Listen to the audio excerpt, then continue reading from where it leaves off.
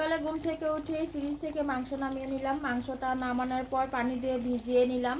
পানি দিয়ে ভিজিয়ে বরফটা গলার পর কিন্তু ছোট ছোট টুকরো করে মাংসটা কেটে নিলাম। কেটে নিয়ে মশলা দিয়ে আদা রসুন হলুদ মরিচ দিয়ে কিন্তু মাংসটা একদম সুন্দরভাবে কষিয়ে নিলাম।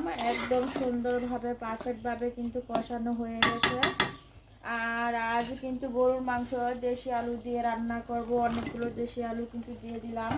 আর এখন শীতকালে কিন্তু দেশি আলুটা দিয়ে এরকম গরুর মাংসটা রান্না করলে আসলে অনেক মজা। যারা গরুর মাংসটা দেশি আলু দিয়ে খেয়েছেন তারাই বলতে পারবেন কত যে মজা দেশি আলু দিয়ে।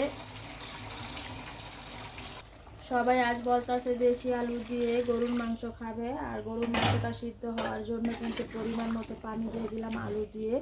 আলুগুলো সিদ্ধ হবে। দেশি